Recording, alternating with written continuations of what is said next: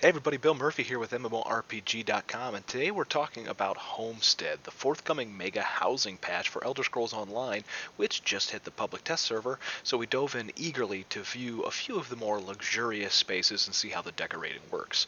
Alongside all the newly homely goodness, ESO is also adding furniture crafting, overhauling a ton of class and weapon skills for balance, and tweaking loads of other aspects to the game. Primarily, this article and video will be about the housing. Expect more thoughts from our staff on the other bits a bit later on.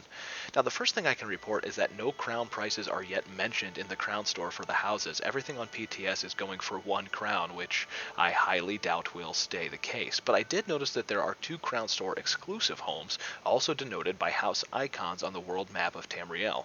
The stone-tiered cavern in Craglorn and the Torpal Island off the southern coast of Grotwood are both only available for crowns. Since one of them is a whole freaking island, I can't imagine it'll be very cheap.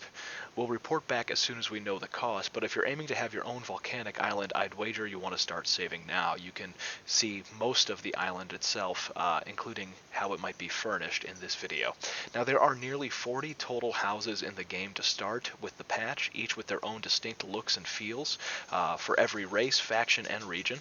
I'm fond of the Orsimer and the Nords myself, so I'll probably go for one of their homes first, but since houses are account bound and not character bound, I'll probably eventually own as many as I can afford.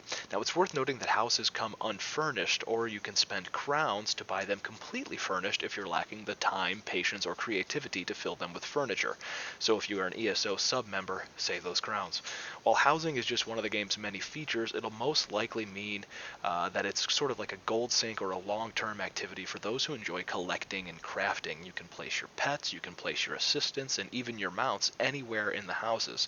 They still come with you and are summonable outside of the homes, but it adds a little atmosphere and immersion to have them sitting there waiting for you in your private estate.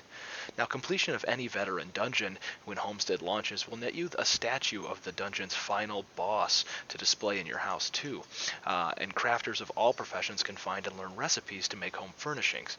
Expect the many markets of ESO to be flooded with furniture for a while, adding to my feeling that ESO needs to make some sort of centralized market or auction house one day and soon. I know their thoughts on the matter, but finding what you want in Tamriel is too rough as it is now unless you join several trading guilds. Now, I've only scratched the surface of what housing has to offer for the MMOer, and that likes their game with leisure activities included. You know, that's me. I expected there to be a lot of homes, and they will set you back some gold or crowns beyond the initial free apartment given via questing. I expect many people will just fork out the cash, the real cash, to buy their ideal house, and that's not so bad. I mean, these are essentially items in the game that are completely superfluous to what the actual purpose of the game is. They're just there to look at and play around with. They don't affect your character, they don't affect your strength. I'm not super keen on there being Crown Store exclusive homes, but considering how magnanimous they are, I get it. I just know there will be folks who are miffed about not being able to earn them in-game, even if it were to take them years of saving gold. Okay, so if the price is right, I might buy that Torpal Island myself. Let's just get that out of the way.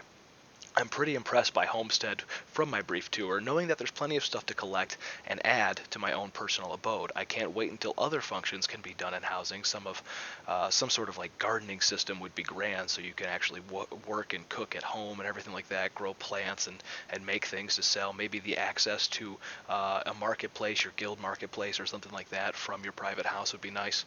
So most of all the houses can be seen in the open world, save for the 2 Crown Store private instances, and while the houses themselves are instanced privately, it's good to see that they're not separated from the general populace. You walk to the house, you can see the house in the open areas of Windhelm or anything else like that. You may not be able to enter them, you can let people like your friends and your guild members enter them, but you can't just like wander in and expect to see a whole bunch of people loitering around. They're instanced separately, sort of like Lotro's houses. Expect more reports from the PTS over the next week or two, and enjoy this little brief tour of the Torpal Island and other stuff like that. And I hope you guys are having an excellent time testing it out yourself on the PTS. Be sure to like and comment on the video below, and don't forget to subscribe to us at MMORPG.com without the dot. Have a good one.